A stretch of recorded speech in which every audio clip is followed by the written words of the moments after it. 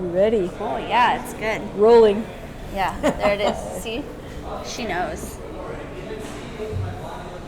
Hi, we're here live with Tina's podcast. Right?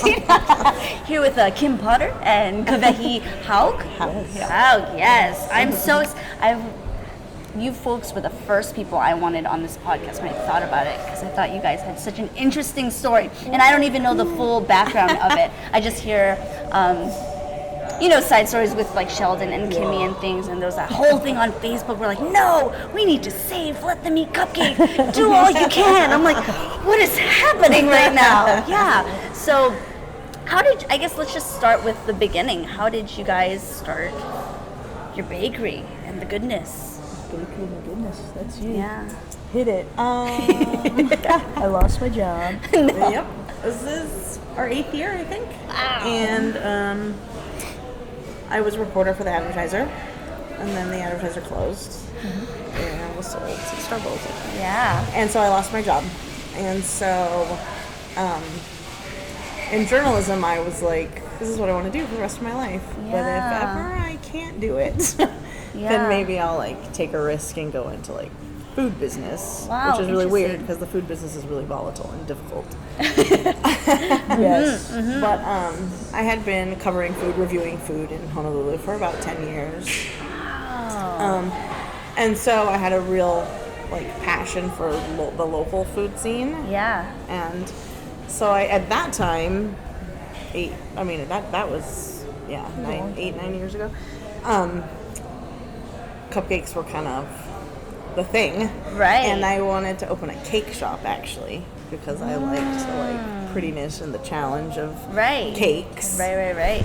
But knowing my expertise or the limitations thereof, I thought it might be better to do something small that I can actually achieve, like a cupcake. Gotcha. So I started doing it as a hobby. And then when we did lose our jobs, I was like, maybe this is the time. So with another partner, I went into business up on Beretania St. We're still there. Yeah. And it just was kind of out of necessity, Yeah. and a place for, I find baking and cooking a real like creative outlet for me, or Yeah. writing was, and I don't write as much anymore, so I knew that I needed that. Right. So I opened it, and then I bought my partner out, and that's when Kim came on board. And I met Kim also through the media, because she and Shannon own Laugh Track Theater Company, which is an improvisational theater company. I'm so sorry. Pause. You are the one who started Laugh Track with Shannon? Yes. That's another podcast. Oh my Jesus. But she used to cover. That's Yeah. crazy. So I met them from writing Got about it. them. So this staff completely makes sense to me now. You know? Yeah. I feel like such a fool. I should have Googled more. That's my lesson now. Google your people more. Oh my God. Okay. All right. So that's how you guys met each other. Okay. And then. And then the takeover, the buyout, I should say the buyout, not the takeover. The buyout of my business partner was a little bit hairy. Sure. I mean, it's kind of like a bad divorce. thing. So, yeah. So, Kim and Shannon too, and just like everybody I knew just kind of like rallied around me. And we just like kept the doors open and just like kept going and kept going and kept going. And so Kim's been on board ever since that time. Yeah. And actually, even before she was on board at the bakery, her dad and like all his friends, they're contractors, like built our bakery and did all the work for us. So they've been involved from the very, very, very beginning. Yeah. So we kind of built a name for ourselves in Chinatown, and we've just kind of gone from there. Yeah. Explored different opportunities. Some did not work out. Right. Did not work New opportunities that are working out. Yeah. And, Never worked out. I it's sort gotcha. of winding road of entrepreneurship. Right, absolutely. So for you, was baking kind of in your hobby line as well, or you were just like, hey, it's a new thing, let's try it? I mean, my mom was a baker. Yeah. Oh, okay. So her mom did the original baking for Cinnamons in Kailua, the breakfast place. Yeah, so those. So we grew up. Many with of those recipes are her recipes. Yeah. But not. No, I mean, But I can read. I actually don't do any of the baking. I'm the dishwasher. I'm the scooper. I'm the garnisher. I'm the person that talks to people. Yeah. So it's actually it allows her to focus on just creating the recipe and making it taste awesome. Wow. And then I just sell it. That's Sheldon and I, we're the sellers. We sell. Yeah. Clearly we sell too much. We sell stuff we don't even have. Right. Which is a good problem, well, up until you run out of flour. And But you're like, oh man, who messed this one up? No. right. But no, I was just helping out, and then, like I said, we had the theater right up the street, so it was easy because that was a nighttime thing. This was a daytime thing. Right. So we'd help out and do dishes or whatever they needed, you Yeah. know, and then it just kind of like grew from there. And I mean, the business is, I mean, we're in our 8th year, and we've had a couple of rough roads, you know, when we, you know, in business, like you make decisions or you leverage your business wealth against a new startup, and it doesn't always work out, which we did, and we learned a lesson and whatever. But now it's like, I feel like we sort of regrounded ourselves, and we kind of went back to basics, and we started to just get back into the kitchen, and Kawehi started developing some new recipes that have been like, her and her mom have like worked on so many different little projects since they've been involved, and it's, you know, the grandonas, the cake tails, now this mochi malasada, like all of these things are sort of taken off. So Right. it's good. It's been good. Yeah, that's awesome. Yeah. And it's so interesting to me that you would go from, you know, media press like the Advertiser and think, oh, well, now I need to do something to, you know, help pay the bills. I know, I'll open a bakery. Right. It's definitely weird. Was that decision easy for you? Like, you just knew that you needed something creative, and you always kind of knew that cakes was in the mix. It was easy for me. Yeah. Naively so.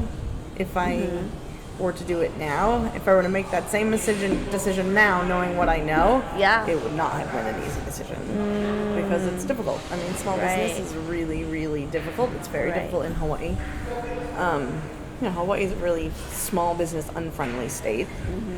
And I grew up in Germany, actually, and where they're very small business friendly. Everything is geared toward keeping business small and the family, and you know, and so I think I grew up with a little bit of a like, hey, it'll be fine. right. Yeah, and it has been great, but it's hugely challenging every single day.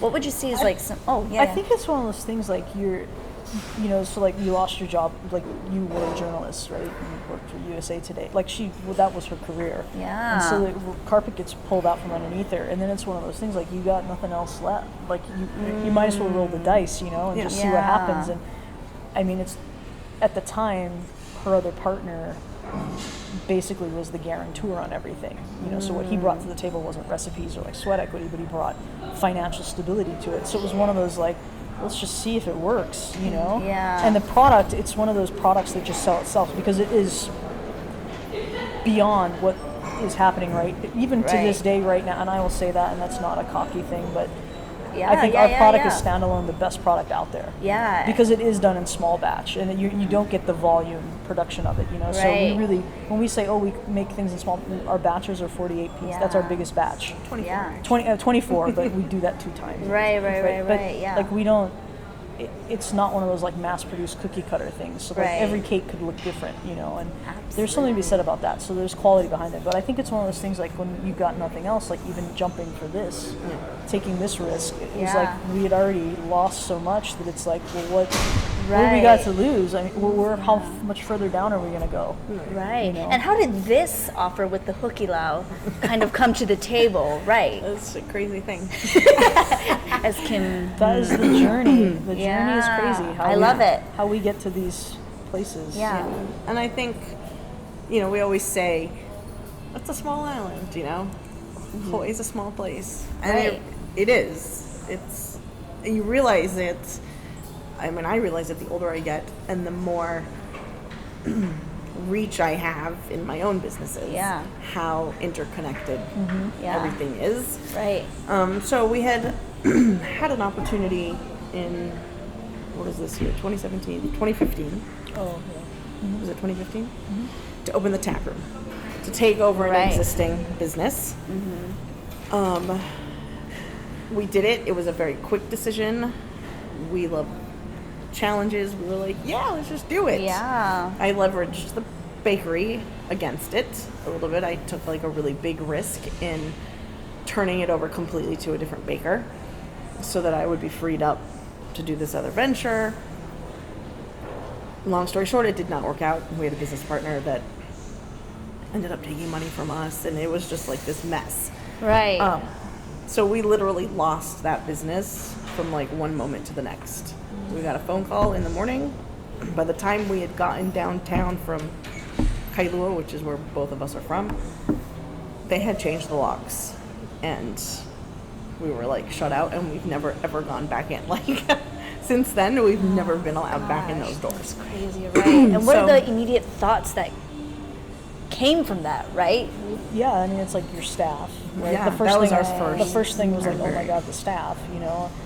How are we gonna, we can't just get, it's our obligation to them, you know?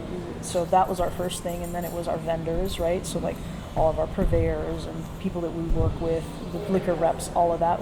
Then it was all of our shits in there, you know? Like, like purses, everything. Like they just Money, everything. Everything. Oh Cash my registers, God. computers. And you've never gotten any of that back? That is still locked in that room? No, Well, we don't know. they- It's reopened to something it's else. a new business so now. We don't know But- what happened to it. I mean, it was literally like, it's not yours anymore. Erased, never happened. So the first thought that we both were like, oh my God, is the staff. So we called a meeting that night because it was a music night. We launched a music program, and it was pretty successful. Yeah. Just so happened that night that the morning they shut us down we had a music night, and it was a pretty decent artist, so they were expecting a big draw. So we just basically said, okay, everybody meet us at Side Street. We went to Side Street. Side Street, yeah. We went to Side Street and just had the whole staff show up, and they're like, what is going on? We're like, here's the deal. This is what happened. Full disclosure, we shared everything with them because we didn't want to hide anything from them. Right, But we right. also asked for their discretion in telling people because Yeah. we, at that point, were like scrambling around to get our attorneys and Right. it was nuts. Yeah. I don't know how we did it, but we managed to pay them all 2 weeks Oh my God. in addition to whatever severance or unemployment Yeah. and everything they got. But we were able to we're so sorry. We know you're missing out on tips and everything, but this is what we can do. So we just squared up with all of them, and then Can I just say that is so respectable of small business owners to care that much about your that was staff. the only thing I really. All the You stuff in know? there, I was like, whatever. I mean, Yeah, small right. business essentially is a relationship Right. with everyone. From Right. the relationship between the partners to the relationship with your staff to the relationship with your vendors. Right, It's but all you'd a be relationship. surprised how Oh, many yeah, that it's I've met cutthroat. that just, Yeah, it's not- they don't see that at all. And I'm just like, how do you not understand Yeah. this concept? Oh, yeah. That It's was one of the crazy. problems we had with our other partner Yeah. in that venture is that we cared too much, and it was pay them $4 an hour. And I was like, no, we're not doing that. We're not like that, you know. And here we are, a year later. Literally a year later, Yes. we were like, a year ago. Was it the 19th, January 19th? Mm-hmm. A year- 13th. January 13th. A year ago, January 13th, we had everything taken away from us, and Wow. basically lost Everything. a ton of money.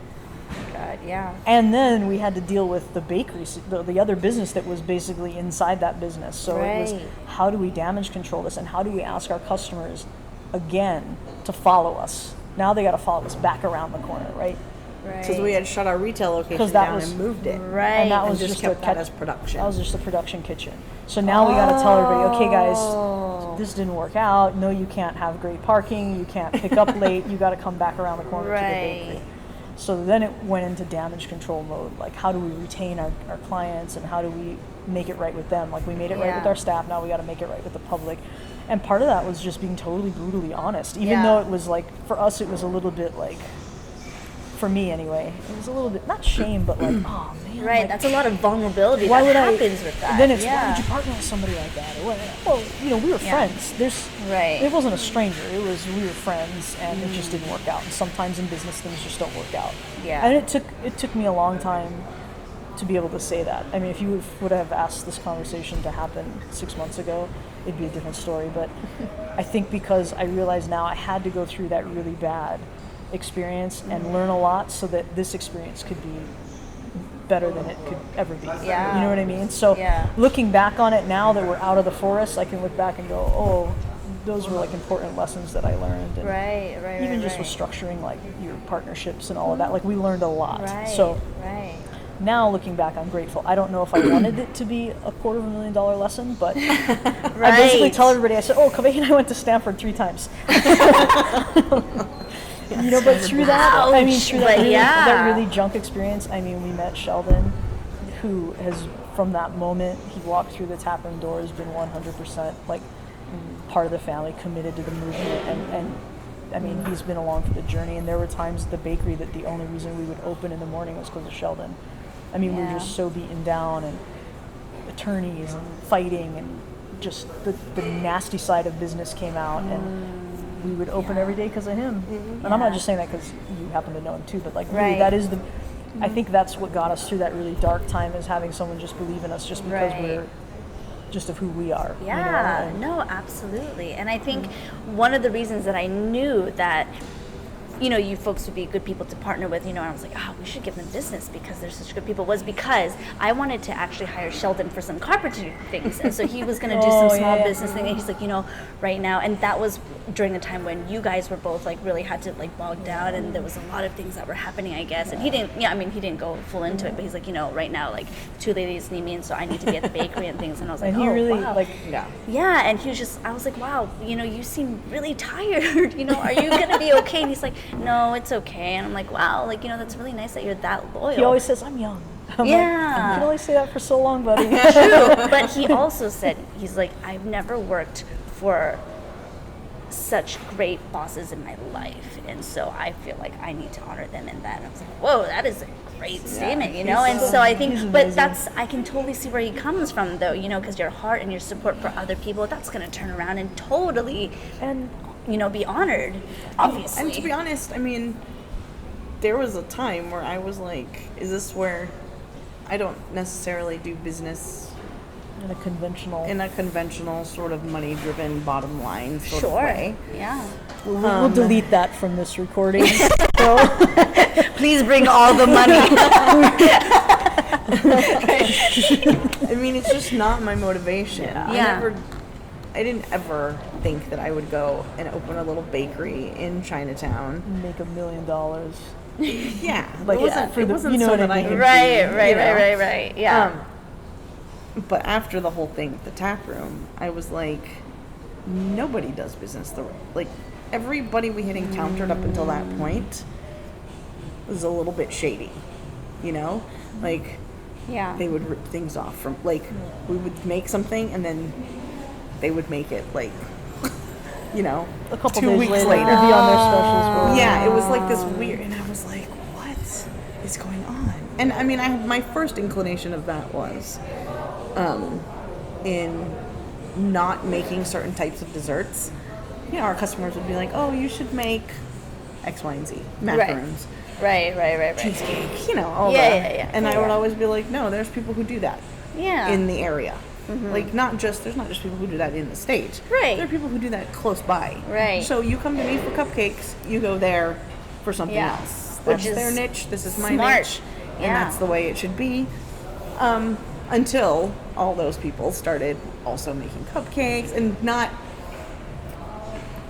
honoring me. And that's a sure. No, word. but I understand. Word. Yeah. But in my head, it was like, you're not honoring me the way I'm honoring you. Right. Which is not fair to them either, because it's business. Yeah. Right? I mean, there's that side of it too. It's like, if you can make money, make money. Right. I don't necessarily do things that way, and I really felt after the tap room like everybody else does, so I'm just going to too. From now on, it's just going to be about money, because that's how everybody else does it, and I got to play the game. Right. So I'm just going to go. And I told my parents, I told Kim, I told children, I was like, I'm done. Yeah. It has to be, my motivation has to be the bottom line, because it's everybody else's motivation, and I have to level the playing field, and so that's how I'm going to do it.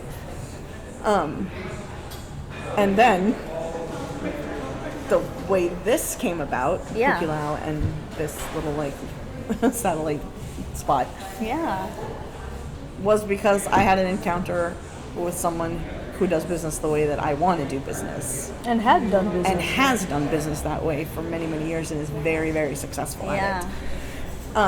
And so it was through that I was like, well, look at this guy, you know? And I write for Honolulu Magazine, which Yeah. is right here in this lobby. hey, yeah. And they had been pushing me after the taproom because my editor at Honolulu Magazine was a coworker of mine at the Advertiser. Sure. And so, I mean, so many journalists. Island. Yeah. This is an island. Hello. So many journalists were Yeah. like displaced, right?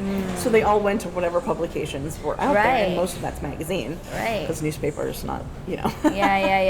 No newspaper is. Right. You would know, absolutely. So, I mean, Honolulu Magazine is full of people I know. Writers, the freelancers, the editors, Yeah, right? it's so funny. I just had coffee with Katrina Valcourt, who is one of the editors there. Yeah. So it's like, again, Yeah. get another pairing. Continue. Yes. Yeah. So the editor, Robbie Dingaman, is a close friend of mine, and also the editor, and had been on me like, let's write. So I picked Yeah. writing back up again at the taproom because I had a little bit more time. Sure. Yeah. And I didn't feel like all my creativity was being sucked away by business. Right. And so I was able to go back to reviewing restaurants and stuff. And they were very supportive of the tap room. And so when that whole thing went down, she and Catherine Toth, who's their food editor, were like, you should write about it. Well, I'm kind of old school journalist in the sense that I don't really write in first person. Oh, I have a okay. hard time with it. Yeah. I mean, if it was not in a publication, I wouldn't have a hard time with it. Right. It just feels weird. Yeah. And they were like, yeah, we want a personal essay. I was like, I don't really do personal essays. It's not really my thing. And they were Yeah. like, come on, but I think people would really want to hear about what happened. Yes. Especially since people knew who I was. And, you know, I Right. kinda had a- Absolutely. So, I mean, they pushed for So long. weeks. Like maybe like 6 weeks, 2 months, just like Wow. constantly. You should do it. And I was like, okay, maybe. And then finally I was like, you know what? I'm going to do it. Yeah. So I wrote about it.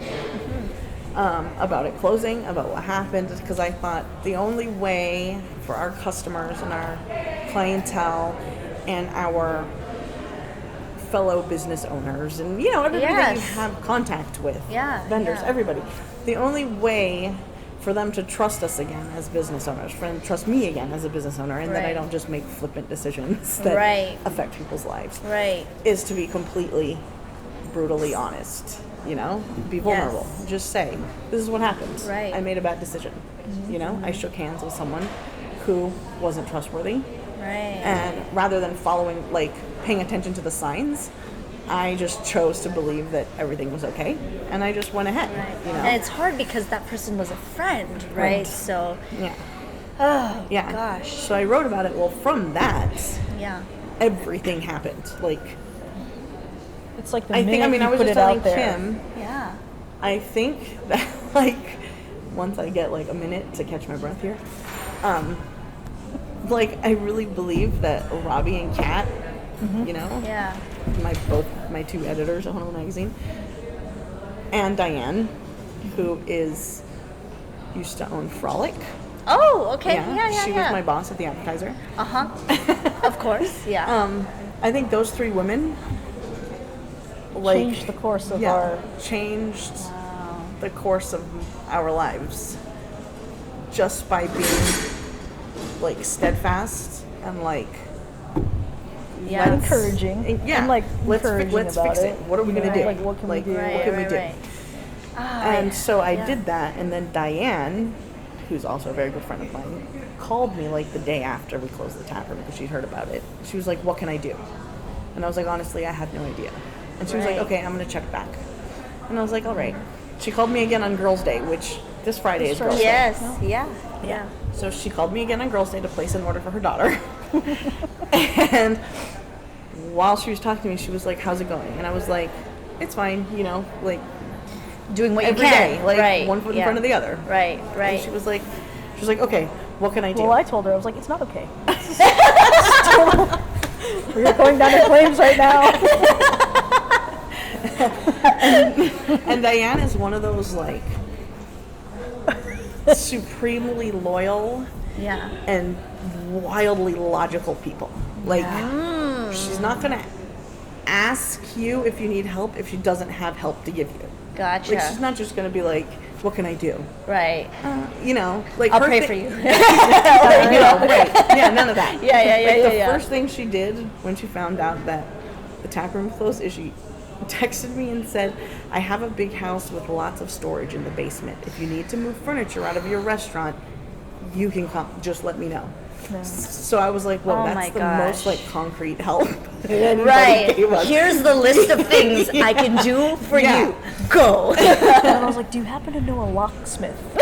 Open this door. Right. I left my really good perfume in there, and I just they discontinued the line, and it just would be a pain to not get it. It's so funny because her perfume is in the tap. Oh, I just mentioned it last night. I was like, So weird. man. She's like, I just bought that. So then she called on Girls' Day, or the day before Girls' Day, to place an order. Came on Girls. And she said, what can I do? And I was like, I still don't really know. Like, Right. we're just like trying to get the bakery. I mean, the bakery Yeah. was operating at that point as a startup, and still Yeah. sort of is, because we had leveraged so much against this other Yeah. business. And I was like, we're just, we wake up every day, we do what we do, and hope that it hits. Right.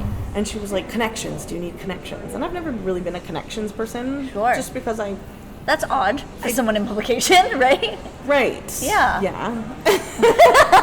And I think it's because I never want to be seen as the kind of person who uses you for who you know and what you can give I me. see. And so I'm I not see. really, Sure. I mean, like when I met Kim and Shannon through Laugh Track, I stopped covering it. I was like, sorry, I can either be your friend or I can be a reporter. I was like, but I can't do both. I see. And Shannon was like, that's fine, I'd rather have you as a friend. Yeah. I'd rather have a reporter. So, I Yeah. don't, I'm just like really. Sure. I don't know Yeah. what the deal is with that. I'm like OCD about not crossing that line. Right. So she was like, connections. And I was like, okay, I don't know, that's weird, but sure. Whatever. Yeah. So when she came up to pick up the next day, she was like, I know the owner of Hukilau, and you talked guys to him. would be a great fit. And she was like, your energies mesh. And I was like, Yes. okay. Yeah. Because the last thing I wanted to do was meet, and then you Another business owner to do and like then a collab explain store. what happened, and Right. go through that whole Right. thing. Well, she went back to her office and he emailed me that day. And was Oh, like, she did it for you. Yeah. Okay. Yeah. He was like, "Hi, I'm Kurt Osaki. I own the Hukilau. Can you meet sometime?" And I was like, "What?" I was like, "Sure." So he was like, "Okay, I'll come up to the bakery," and he came right up to the bakery Wow. and met That us day? That day. Oh my gosh. Met us. Okay. And he was like, yeah. And he just turns out that he's just like a collaborator. Like he loves like partnerships and collaborating. He's a creative guy. He owns a Yeah. graphic design company.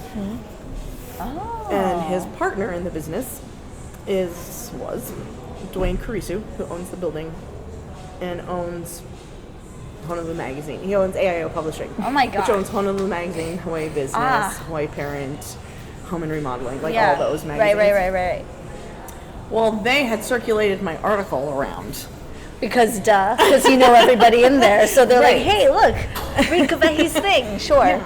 So it was like, we met Kurt. Kurt talked to Dwayne about us. Dwayne was like, oh, yeah, I think I kind of Yeah. know who she is. Right. Then he started vetting me against like his publisher, and they're like, well, I don't know her personally, but I do Right. know that she wrote this story that everybody was like talking about Yeah. her. This whole thing, and then basically, we met with Dwayne, and he was like, Yes. yeah, Do it. let's do it. Oh my And I gosh. was Well, like, they had asked us I was like, for we a have no business plan. money. Oh, They said, sure. "Do you guys, Yeah. what would you guys do in the space?" And I was like, "Oh God, do you really want to know?" Because I didn't want to insult. Like, I was like, "Burn it down." That's what I would do. Yeah. But you actually said, what the words came out was, You should burn it down. We had met with Kurt like probably months. We 7 or just 8 would months. meet with him. He'd be like, come "Come out on here, now." Pauhana. He's I like, would "You guys want to do? watch. What do you guys want to do? Something? Let's do." We just would wanted to look work together. And yeah. the timing wasn't right at that time. Like, it wasn't a good time for us, and it was like, oh, I don't know, it's such a big risk. Like, we just got out of a really bad thing. We Right. just spent a ton of. We have no money. Dude, let me tell you again, we have no money. Right. No, don't worry about it. Just let's get together. money's not a problem. Money's not a problem. And I was like, oh my god. And then things kind of settled down in our life, and we were like, hey, do we want to think this thing with the Hukilau? Like, Yeah. I mean, what would work there? And so we came down and I think it was happy hour. Yeah. We came down and we just like sat in the restaurant. Like we didn't tell anybody we were here and we just sat there. Yeah. And after about an hour we had texted Kurt. We're like, hey Kurt, we're down in the restaurant if you want to come down.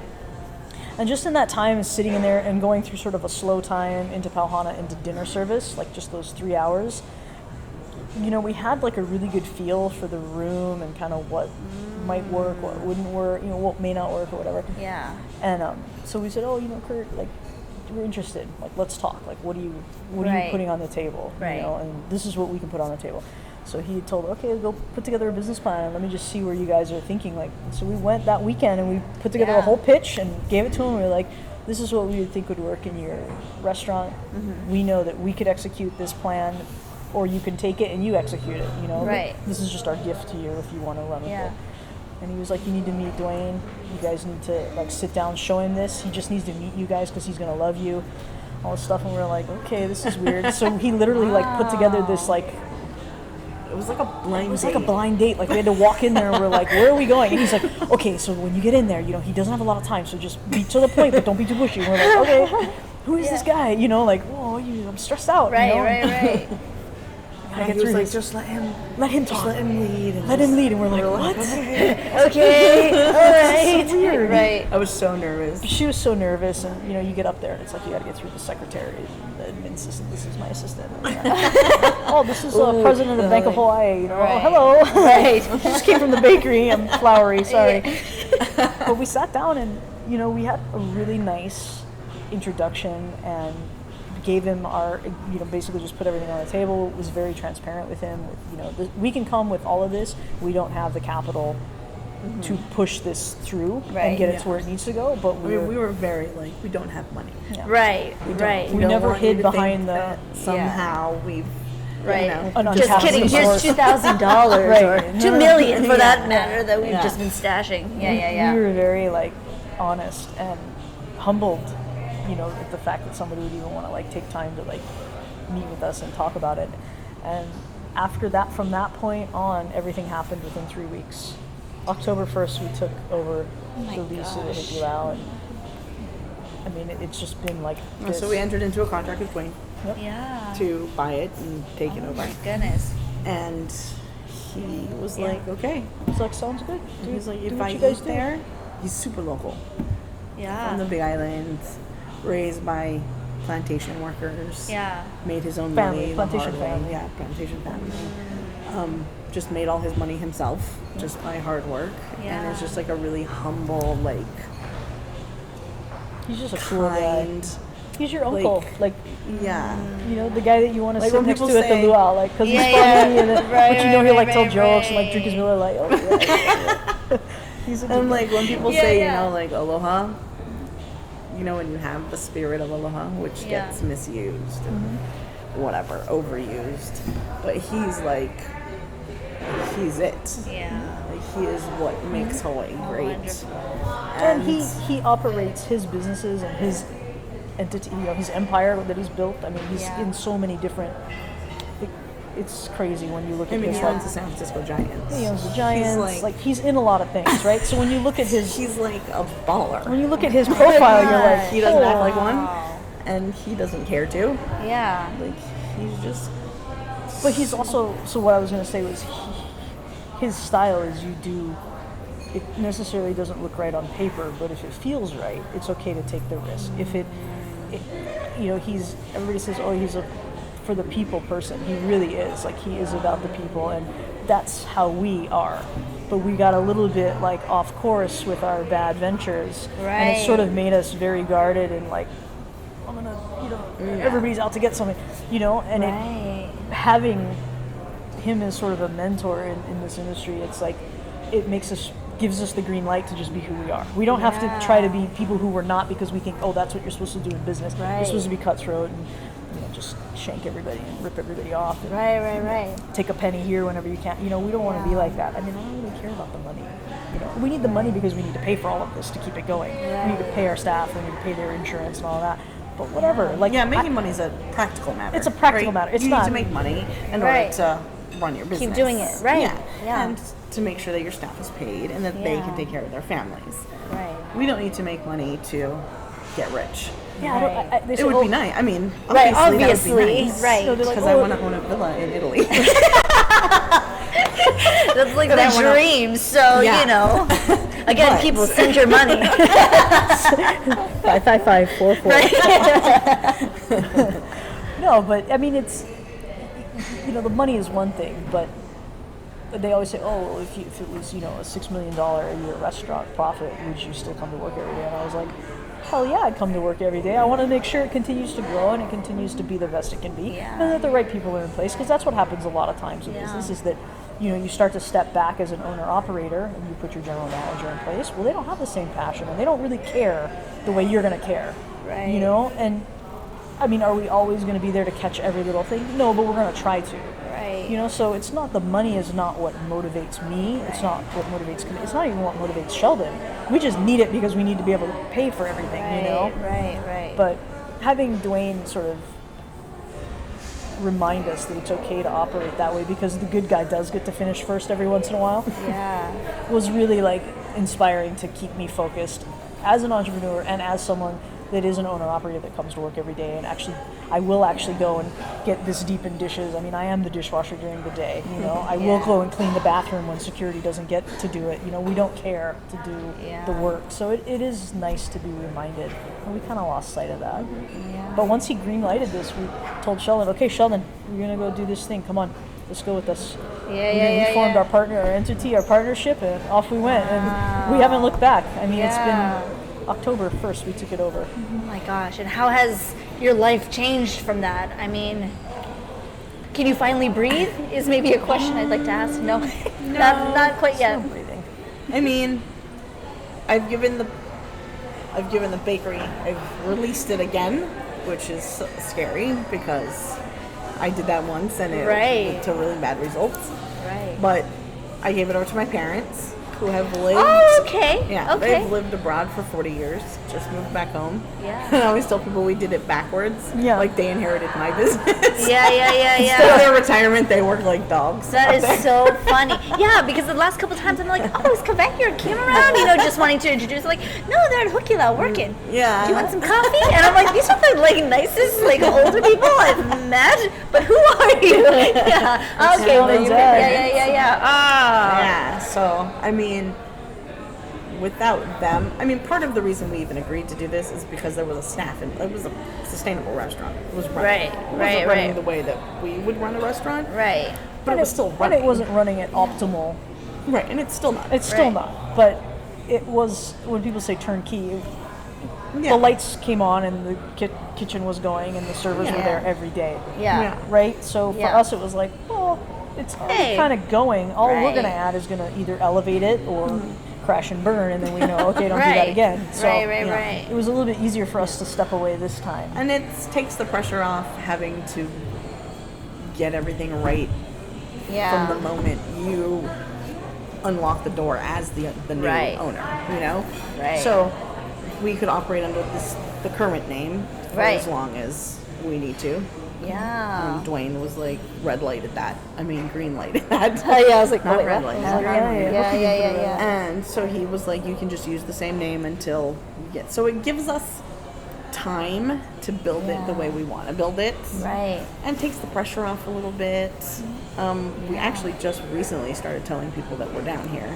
It was very quiet. And, I like things to be a certain way. Sure. Right. And you need time to make it you, too, right? And it's not there yet. Yeah. And so that is why we kept it a little bit quiet, but it's getting there. Yeah, absolutely. And we've really been working with the staff. We did not want to just let an entire staff of people go. Yeah. They've been here for a very long time. All of them have been here for a very long time through managers that were terrible. And they just keep plugging away. And so we felt we owed it to them to at least give them a chance. Give them the tools to be successful. Yeah, give them tools to be successful. If at that point any of them were not, Right. and we still didn't think we would keep them on payroll, we'd let people go. Right. But for the most part, we've kept the staff retained everybody. intact. And I was just telling my dad's cousin today, who I never met, who like popped in Canada, I don't know, that it took us, I don't know, about 10 months at the tap room to train staff, set the standard, make sure they meet the standard, and then beyond that, build loyalty for us, right? Your staff has to be loyal to you, and they have to trust you in order to do that. So it took about 10 months. We had gotten it down to like the people that, where it was like a family, you know? Here, it's taken us less time because we didn't have to start from the beginning, from the hiring process. Right. And I think, now, 4.5 months in, 5 months in, we've got like serious, our staff is like super loyal to us. One of our servers who's pregnant came in today to pick up her malasadas to take to her husband's job. And she saw that it was like chaos in the kitchen. And so she was like, I'm going to go upstairs, I'm going to get everybody coffee, I'll come back down and I'll start building boxes. So, sweet. She's like, that to me is like awesome. They're willing to come in and like sweat in a hot kitchen, even when they're not getting paid, because they want us to be successful. And that means more than... But in the same, it's because you guys have shown that, we want you to be successful. So, I like, think it's that that is, partnership, right? Like, I hear them it's say, a like, relationship. they go, oh, you guys came in, and because we came in the beginning, and we said, okay, here's the deal. Like, it's new management as far as you guys Remember that first meeting? Oh, yeah. They didn't even look at us. They didn't even look at us. The whole staff was, like, looking down, and I was like, oh, God.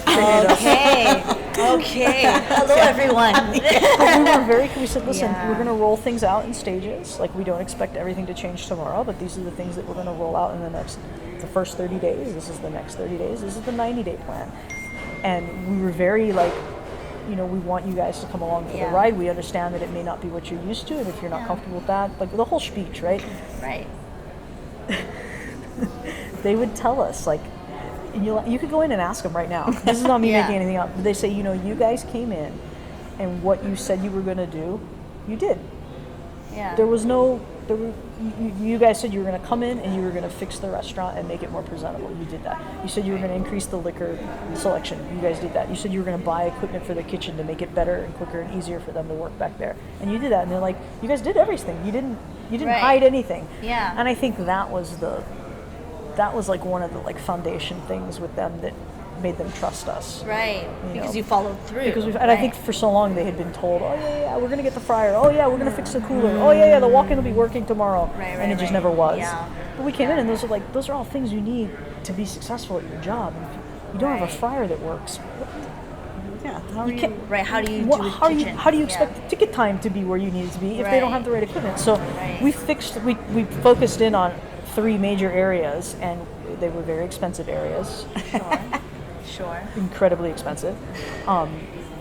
And we made sure that the foundation was there so that we could build on it. And right now we're in a good place where the place looks good, it's so where cute. it's getting there. It. There's things that we want to tweak and artwork and all of that, but like it's at a good place right now. And so now we can kind of take it to the next tier, the next level, But it was those first couple weeks were hard. Lana, who was the general manager, she was pretty much the only one that was like, okay, I love the girls. Like, trust the girls. Oh, and who's this Sheldon? Okay, the girls and Sheldon. It's always the girls and Sheldon, right? Oh, the girls, and Sheldon. I was like, he's the tag along. Right. But she was pretty much the only one who was like, just trust them. And she somehow was able to get the rest of the crew because they were very loyal to her. Right. And I'm glad. I wouldn't trade them. I think they're great. I think the staff's great. I think that they just needed a reason, to feel proud, and they can't wait until we change the name. They want the name to change, because they want to be able to say, "Oh, I work here," and be proud of the restaurant. Right. But it's coming. But it's been a crazy journey. That's all happened in a year. That's crazy. Oh my God, we'll have to do we'll call it the tier 2, and see what has. It's been crazy. It'd be interesting to see where we're at in like 6 months. Right. Mark that time. That's crazy. It is pedal to the metal. This industry is like you're going from the time you wake up until the time you go to bed. And we're fortunate to have Sheldon, he's our closer, and he's here all day. He works like 15-hour days. Wow. He's just like such a workhorse. Love it. Yeah, he's so loyal. And I think they another thing that I've noticed, which I didn't really pick up on, was that the staff picks up on the 3 of our relationship, and you can see that we trust each other inherently, and I think it's like a kid, right, who knows that their parents are on the same side. Right. Like, I can't play you against the other one. Yeah, And even though that might piss you off at first, it makes you feel secure in the end, right? Because you know that you've got people who are looking out for your best interest. Totally. So I think they see our bond, the 3 of us. Yeah. And Makes them feel comfortable. Kim, Sheldon, and I are like family now. Yeah. Like, That's great. 100%. Yeah. Even with his family and with mine. You know. So I think in a short time we've built really great relationships, which is the foundation for everything else. You know. Be successful. Beautiful. Absolutely. It's Yeah. important though. Like, It is. it sounds so cheesy, but it's like one of those like fundamental cornerstones I think in business, and I don't, people will challenge that, but I feel like without those relationships that you have, there's nothing. Then it's just the numbers, the ticket, like, whatever. Hey, when our reps call and say, Kim, listen, I got 6 cases of this. It's year end, I gotta get it out of my inventory, I'll give you a great deal. No, I don't need 6 cases of taco, right? Like, Sheldon, we don't need 6 cases of sliced taco. But he gave it to us at such a great deal. Oh, really? Okay, well, if it helps him out, we'll take it and we'll make it special. We'll do something. I still have 4 cases. If anybody wants taco, sliced taco, I have taco bits or whatever. Hilarious. But like stuff like that, like we would never just do that. But it's like, oh, we love our guy. Like he needs to move some stuff to get year-end closed. Okay, yeah, we'll take it. Yeah, why not? Okay, whatever. How much is it? Oh, cut that in half. Okay, we got a deal. Yeah. It's stuff like that. Today I called our rep, our Waihatha rep. Hey, we got an emergency over here. Oh, she scrambled, tried to like help us out, couldn't. But she was like, hey, but I got your pork. I got this pork sample I want to bring you. I go, come by. I was like, okay, come by. Right. So those things are important. Yeah, and I think in the last year, or even I would say probably since losing the tap room, and even a little bit before then, having grown up in Germany, but being from a Hawaiian Portuguese family, from here, from Kailua, I think the cultural tenets that we sometimes take for granted from living in Hawaii are so valuable and apparent when you choose to capitalize on them. That's a very crass word to use, but when you choose to rely on them as a method for doing business and building relationship, and I'm very much into Hawaiian culture, and not only native culture, but what Hawaiian culture has become with the intersection of all these other cultures and our own uniqueness. But in the native sense, one of the things that's a very big cultural tenet in Hawaii it should come back a little bit, is being direct, but being loving. Being loving and being direct. You don't have to be pissed off to tell someone how it is, it's very apparent in local culture when you start to pay attention to it. Even the way Pidgin is sort of this sort of abrupt, hey, what you think? Right. Hey, come on. Yeah. But it's so familiar that it sets this tone that I can tell you what's up and I can be straight with you, but I love you. Right. I'm That's doing okay. it because Right. Yeah. And I think partly it's the Japanese influence, partly it's the Western influence. The I don't want to offend. But you don't have to. Just be, And I'm learning that because I'm very non-confrontational. I like harmony. It's because she's an only child. It is because I'm an only child. Sheldon has the same problem. Yes, Sheldon has the same problem. I got 2 like. You guys, come on. Kim's over here like, no money. We need the money. Guys, what are you guys doing? Come on. Yeah, and I am non-confrontational, and that's just a character you thing. Yeah, sure. But to have sort of discovered or maybe rediscovered, I don't know, this cultural thread that I feel is really useful in business and in managing people. This sort of Hawaiian aloha with assertiveness, you know? And when I think about it, I think of like my best friend, Leana. Her family follows this particular principle in their interpersonal relationships in their family. And I always thought, well, kind of pushy for Hawaiians, yeah? Yeah. I don't know, must be the holiday. And then I realized they're not being pushy. They're just not gonna... They're just saying what it is, And it's not offensive, and it's just... And it's not... I don't know, her mom has this way of, like, being like, no, babe. No. Do them this way. You know, where it's like, I'm telling you.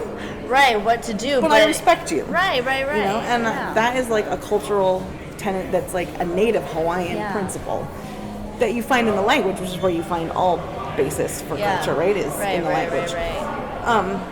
That I've really like fallen back on here because I had issues at the tap room with keeping staff under control because that's just not my thing. I'm just let me be in the kitchen. I don't want to manage staff. I don't want to deal with customers. I don't want to do any of that. Yeah. And Kim is the go-to for that, and so is Sheldon. But here I thought, going into this, I need to find something that challenges me to not shy away from that, or else it's not going to work. Yeah. Because I can't always rely on them to be breaking balls, you know? Right. It's not fair to them. It's a group effort, and it's something I need to learn. I'm And 40 years old. The staff needs to know, like, you know, you can't get away with something with one and not with the other. You know what I mean? Like, it's important for the staff to trust us, but then to also know, like, we're not playing restaurateurs. Right. You know what I mean? This is actually like we're actually doing this for a living. You know, but so I've discovered that. You know, in my like own personal discovery of I can't make the same mistakes that we made the last time because this time there's more at stake. Just in terms of bigger staff, you know. And I've discovered in this whole journey this very valuable part of Hawaiian culture that I really love and that I think is like a good roadmap for business. And I'm happy to have discovered it sort of trial and error, you know? And I think it came from our culinary focus for this place, which is moving in the direction of we want to do very much local food. Food we grew up on, food that's familiar to us, food that's familiar to you and everybody who lives here. I want to use taro in any way we can because we want to support the kalo farmers and I just think that's like a native food that should come back because why not? Like it's good and let's bring it back. I think from that I started to delve into a little bit like, okay, so here's the food. Let's bring it back a little bit to the forefront of cuisine in Hawaii. It's something that we have that nobody else has. You know, I mean, you can find saimin in another city. You can find manapua in different forms in another city. You can't find what we eat in Hawaii. You can't find that someplace else. You cannot go into a place and order poi and pickled onion in any city in America. You know? It's not possible. So why wouldn't that be something that we want to focus on? And then from that came the whole like cultural thing and just sort of this rediscovery of my own, you know, thinking back to how my grandparents dealt with things and how people that I respect deal with things. And I think lots of it is rooted in Hawaiian values. And we're trying to really instill that here. And I think it's really resonating with people because our whole staff is super local. Like super. It's completely different than the tap room. You know, the tap room was, I mean, it's different. Bethel Street. Right. You know, it's like this gentrified thing, which different is great. Vibe. Totally different vibe. This is like local. This is like first baby luau, you know, tailgating before a UH game. That's what this place is. And we love it. It's, you know, it's completely different than East Coast style hoagies and, you know, which is what we had, martinis, which is what we did over there. And I'm really, really enjoying like all of that. part of it. I feel like it's much more us, Yeah. which is cool, and I like it that the us part of it translates into good business, Yeah. which you don't. Absolutely. You rare. I mean, that's. I think that's like unheard of. Yeah. What a win.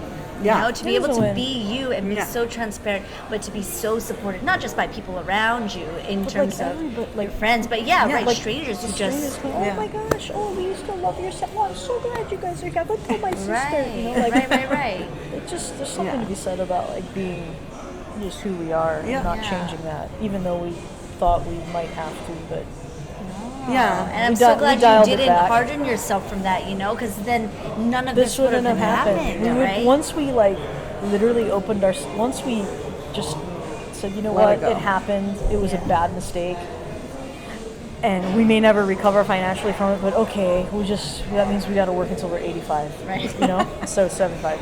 Yeah. I'll just Walmart's right up the street. It's perfect for me, you know. But once we sort of just let that go and stop like harboring all this like, even like the lawsuits and stuff, we just. I mean, there's like stuff going on, but we're like, whatever happens, I don't care. Right, You know? right, Once we let that go, it's like it opened up all of these opportunities. You know, just in business. I mean, just like personal. Like we met new friends, and these are people that I would do anything for. You know, one of the girls that she just started work last week. The car broke down on the freeway, and I was like, you want me to go and get your car towed at least to the house? I can go with my AAA and we hook it up. And she's like, I know, I go take the bus to it, deal with it after work. I'm like, no, but you're gonna get off here at like 9 o'clock at night. I mean, but like, I got your back, like, you know, and I don't know, we're in a good place right now. Once we take it to the next level, maybe things will settle down financially, like, it'll start to actually bring in money, you know. Right now we're just sort of sustaining the level we're at, but Right. I'm hopeful for the future. For the Absolutely. next year. That's going to totally come around. And see where we're at in 12 months, and I mean, it's really cool to feel like just that like Ohana vibe that you know is, you don't even really need to be family, but you come here, you're family. Yeah. You know what I mean? Yeah. Like, yeah, it's good. It's been a good journey so far. I can say that after coming through a really bad time, but Yeah. right now I'm happy with where we're going. You know, we had a great day today. The kitchen was on point today. The boys were amazing. Everything was good. Food was coming out on time. So it's the little things. We just take the little things as wins. Right, because you have to. You have to. And I have to say, I have a very hard time imagining you both not working until you're 85. Even if Right, you were set. I know. I feel like that's just not in your blood. I'm gonna be Mr. Murph. Yeah. You know, we all come from Kailua. Well, he doesn't live in Kailua, but Jay from JG Dolan's and Murph. And so one day we were coming down the Pully, and we got to Vineyard in Beretania, and it was early, 'cause It was we were going to the early. We bakery. were in the bakery. It was like 4:30 in the morning. Oh my gosh, yeah. And I look over, and Mr. Murph is next to me in the other lane. Oh no, Murphy's. Yeah. And I was okay, like, oh yeah. God, that can't be good. If he's still coming to work at 4:30 in the morning.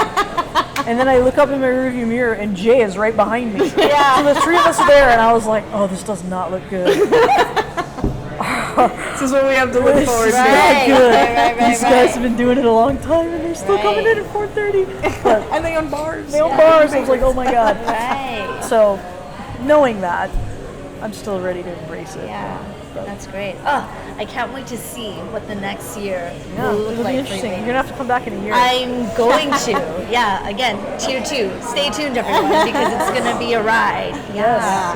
Oh my gosh, it's amazing. This is actually good to have this like document because Yeah. we don't. It's cool. We talk about it. The three of us will sit down and Right. be drinking. Oh, remember that? Oh my God. Right. Remember when we spent 3 days in the bakery painting it? But it's nice to have something like locked Good. down. No, well, so. thank you for sharing your story. I'm Yeah. so glad Thanks for having us. we got to talk. Yeah, and I mean, I think I'm going to have to separately have like another thing about laugh track, Yeah. about journalism, and all that. We got thing. stories for days. Oh, too, God, yes, which I love. You got to keep busy though. Yes, absolutely. I think Cool, thank you. We're good. Yeah, I'm We gonna. good? We're Right on, good. you guys. Thank you.